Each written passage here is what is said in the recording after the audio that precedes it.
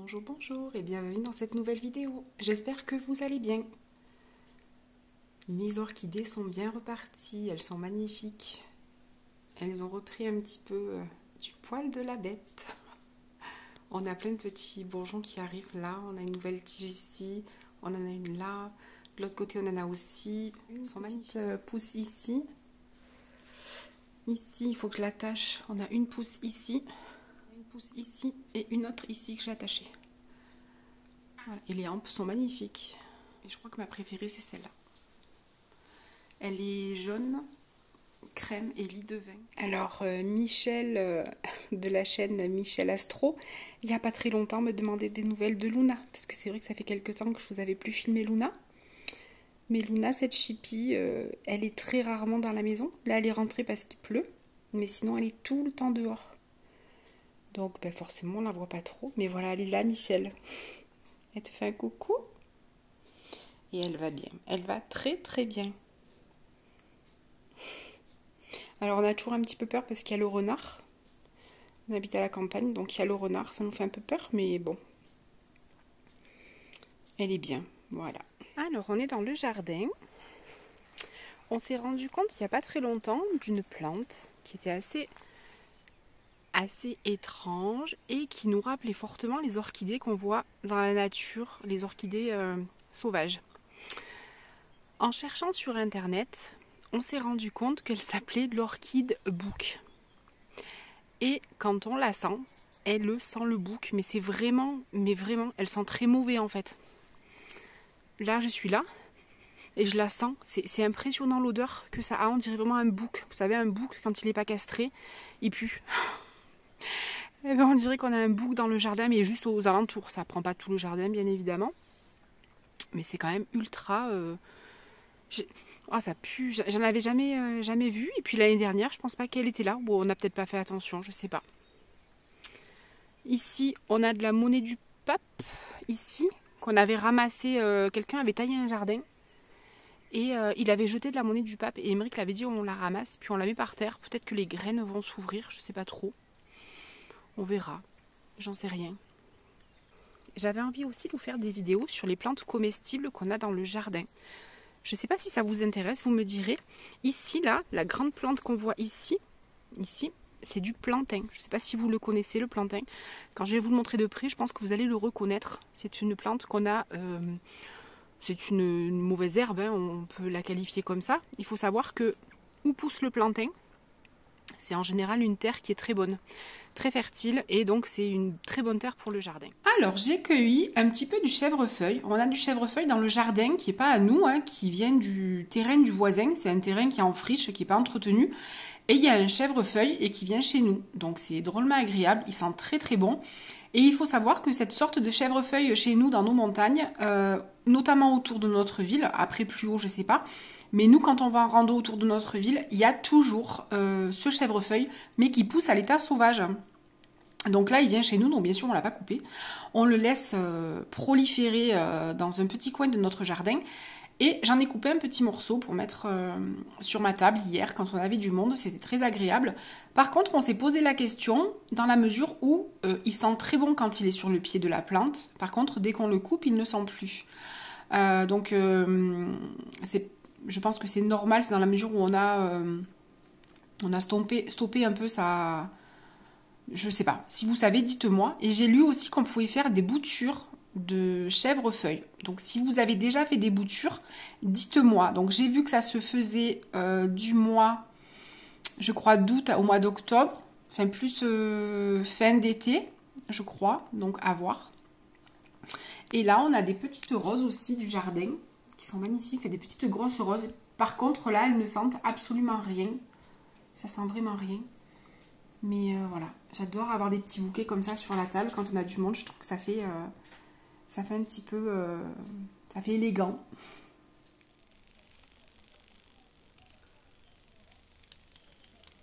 Je suis arrivée à le mettre dessus parce qu'il était tout fragile. Il s'était mis derrière un placard.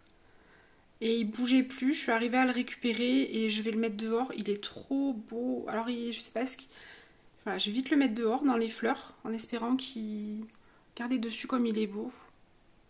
Et on dirait qu'il y a une tête de mort dessus. D'ailleurs, il s'appelle Papillon sphinx tête de mort. Voilà, je vais vite le mettre dehors. Allez, je vous emmène avec moi. Voilà le dernier qu'on avait tenté de... Enfin, qu'on avait sauvé parce qu'il s'était envolé. On l'avait mis par terre. Puis les fourmis, vu que c'est un insecte qui ne bougeait pas, les fourmis elles sont venues autour. Donc là, je l'ai mis sur ma voiture. Et l'autre fois, celui qu'on avait sorti de la maison. Ça fait 2 fois qu'on en a dans la maison. Vu qu'on a un faux plafond en volige, je pense qu'il y a quelque chose dedans. Je sais pas. On a eu des abeilles passé un moment. Et on dit qu'ils aiment beaucoup le miel. Donc je sais pas. Enfin bon. Et il était parti. Il avait réussi à se sauver. Donc on espère que pour celui-là, ce sera pareil. Il est magnifique. Il est un peu à l'ombre. Et l'autre fois, pareil, il battait beaucoup des ailes. Puis après, d'un coup, il a dû s'envoler. Parce que quand on est sorti, il était plus sur la voiture. Et on a regardé bien autour, il n'y était pas. Donc c'est qu'il n'était pas... Il avait réussi à s'envoler. Allez Kiki, un peu de force.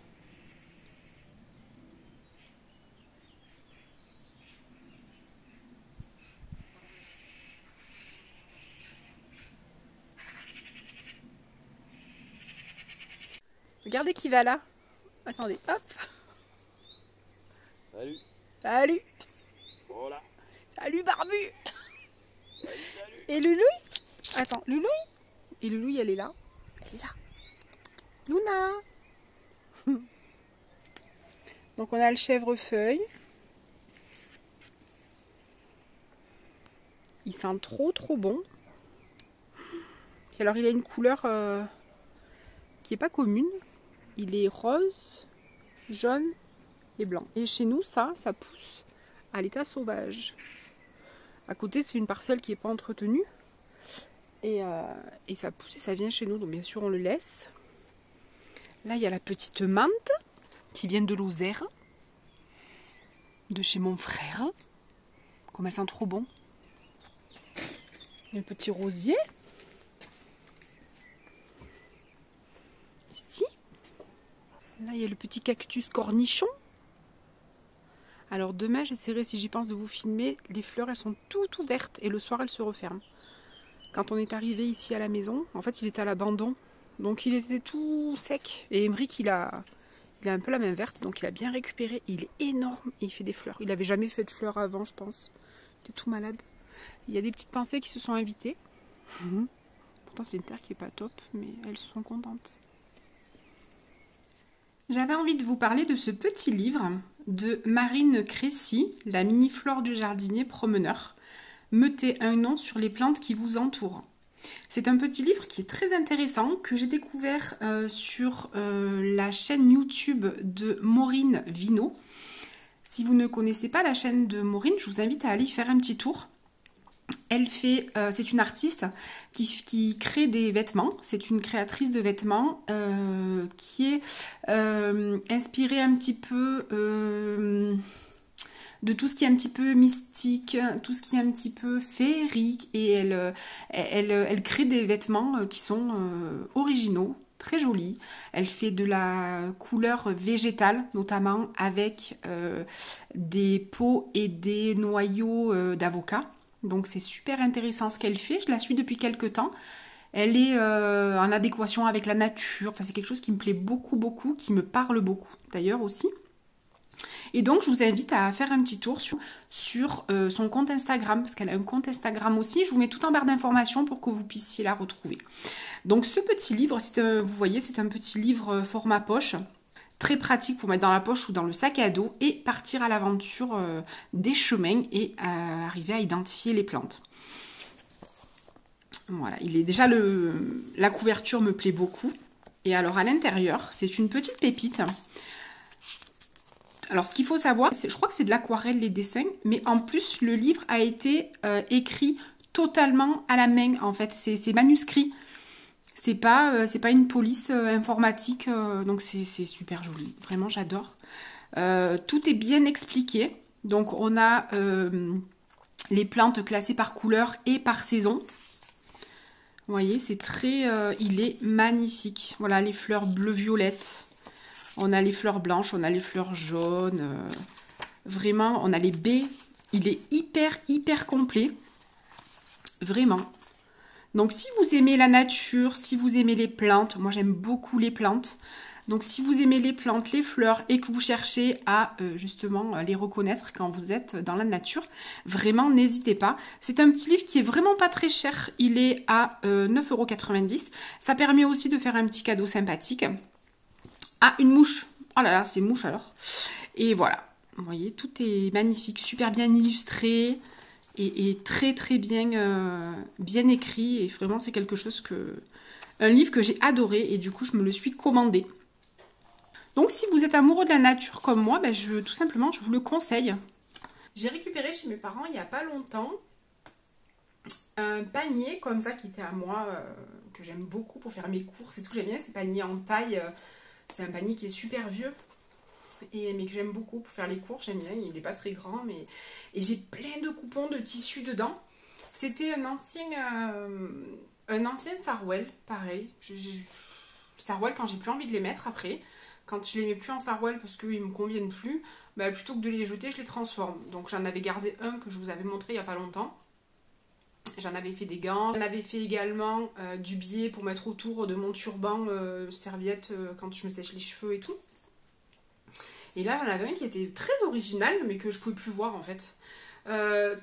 C'était plein de morceaux de tissu différents. Plein. Et vraiment, c'était de tout comme tissu. Hein. Vraiment, ça passait par toutes les couleurs. Et ça composait le Sarwell. Donc, vu que je pouvais plus me voir le Sarwell ni en nature ni en peinture, je dis il faut que je vais pas le vendre, je vais pas le jeter. Il faut que je le recycle. Du coup, j'avais découpé chaque petit carré comme ça. À l'époque, j'avais pas de machine à coudre et du coup, j'avais demandé à ma mère de m'aider. Parce qu'elle coud, elle fait de la couture, de la petite couture, pas de la grande couture. Et donc, elle m'avait aidée. Je vous montrerai une photo de ce qu'on avait fait ensemble.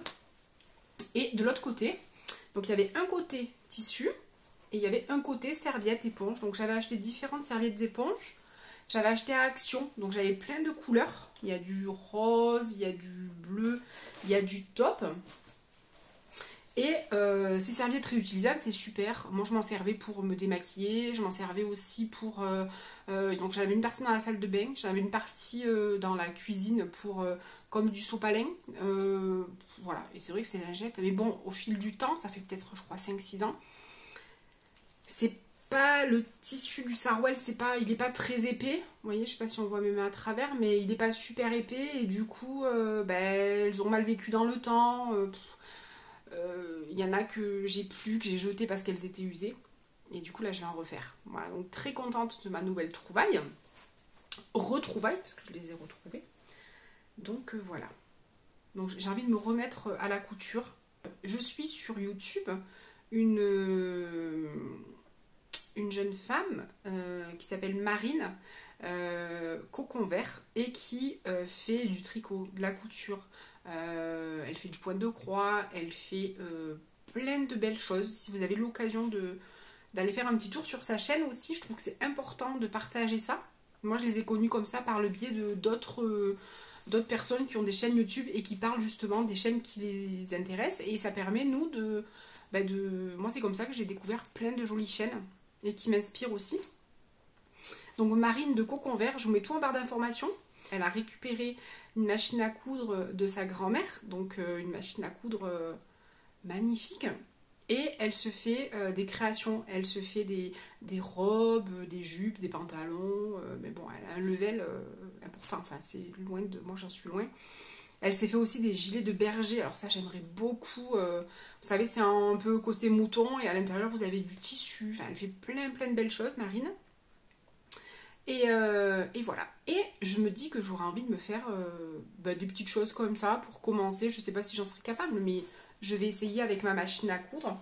Et je suis allée dernièrement chez Emmaüs. Vous savez, quand on descend chez les parents d'Émeric, il y a Emmaüs à Plan de Campagne. Donc ça dépend de c'est Cabriès. Et j'ai trouvé des tissus. Je me suis pris un tissu comme ça vert. Donc c'est un drap. C'est un grand drap, je crois que c'est 3 € le drap, mais c'est des draps 2 places, donc c'est immense. Donc j'ai un vert, là on voit pas, mais en fait c'est un vert, c'est un petit peu un vert sapin. Donc voilà, je m'en suis pris un comme ça. Je m'en suis pris un qui est un peu comme ça, un peu grenat, un peu lit de vin, mais clair, il est joli. Et puis l'autre, celui que j'ai craqué en premier, parce que j'adore tout ce qui est Liberty, J'ai pris celui-ci. Je sais pas si vous voyez bien. Vous voyez, il est bleu marine, rose, vert, jaune. Il y a un peu de bleu. Et ces petites fleurs, je trouve que c'est merveilleux. J'adore le Liberty. Et voilà. D'ailleurs, vous voyez mon petit haut, c'est un Liberty aussi. J'aime beaucoup, beaucoup, beaucoup. Voilà. Et je me dis que les 3 tissus se marient bien, en fait. Je me dis que je pourrais faire de jolies créations. Donc, je sais pas si je serais capable. Je vais tenter, je sais pas. Voilà. Vous voyez, ça se goupille bien. Donc, voilà. Est-ce que vous êtes passionné de couture aussi? Est-ce que vous faites vos vêtements? J'aimerais par contre, je sais pas trop parce que là je pars vraiment dans des choses que je ne maîtrise pas, que je ne connais pas. Et alors soit on le fait à partir de patrons, soit on le fait à partir de vêtements à nous. Mais du coup je suis un petit peu perdue. Donc si vous passez par là, si vous êtes couturière, si vous faites un petit peu de couture et que vous faites vos vêtements, si vous avez des sites de patrons à me conseiller, j'ai vu certains sites. Mais je suis un petit peu perdue, je sais pas. Est-ce qu'on peut commencer avec nos vêtements à nous, les découper, enfin voilà, je pense que je vais m'inspirer de ce que j'ai vu déjà, mais je suis preneuse de tous vos conseils, vraiment, parce que je sais pas trop, donc ce sera avec plaisir que j'échangerai avec vous. Je sais que dans certaines de mes abonnées, il y a certaines personnes qui font de la couture, donc s'il vous plaît, j'ai besoin de vous, j'ai besoin que vous me conseillez, j'ai besoin de plein de choses. Voilà. Voilà, donc je vais être bien occupée. J'ai envie de plein de choses de couture. J'ai envie de refleurir un peu le devant de ma maison parce que les pensées sont mortes. Et du coup, j'ai envie de... Demain, j'ai un rendez-vous médical pour mes reins. Je vous en avais parlé déjà, que je voyais ma néphrologue demain. J'ai fait mes analyses qui sont pas tip-top, forcément. Voilà, donc je vais aller me rendre à l'hôpital... ça se trouve à Manosque et il y a une serre pas très loin où ils font des plantes à des prix corrects et ma mère, je vais vous mettre des vidéos, ma mère s'achète ses plantes à chaque fois là-bas et c'est des plantes qui reviennent d'une année sur l'autre qui viennent essentiellement de la serre. Voilà, donc demain je pense que on ira faire un petit tour à la serre, donc peut-être que je vous filmerai un petit morceau aussi, je sais pas si j'ai le temps et puis voilà. Je vais aussi en profiter pour faire le vlog sur notre petit week-end du week-end dernier. On est parti un week-end dans l'Ubaye. On n'avait pas un super temps au début, puis finalement, tant bien que mal, on est arrivé un petit peu à vadrouiller. Et on est allé à Barcelonnette et on a fait aussi le col de la Bonnette. Donc, la route qui monte au col de la Bonnette, donc c'est la route la plus haute d'Europe. C'est un col un peu mythique qui est emprunté par le Tour de France. D'ailleurs, le Tour de France, il passe encore cette année. Encore de la neige, à des endroits le chasse-neige est passé, donc forcément ça a tassé la neige. Il y a des murs énormes, voilà, des murs de mètres de neige et c'est juste super. Donc voilà, donc je sais pas si le vlog du week-end ce sera avant celui-ci ou après celui-ci, je sais pas, vous verrez bien, mais en tout cas c'est un petit vlog dans le col de la Bonnette. Est-ce que ce sera inclus dans un des vlogs? Je sais pas. Vous verrez bien, je sais pas. Voilà, allez, sur ce, à ma couture.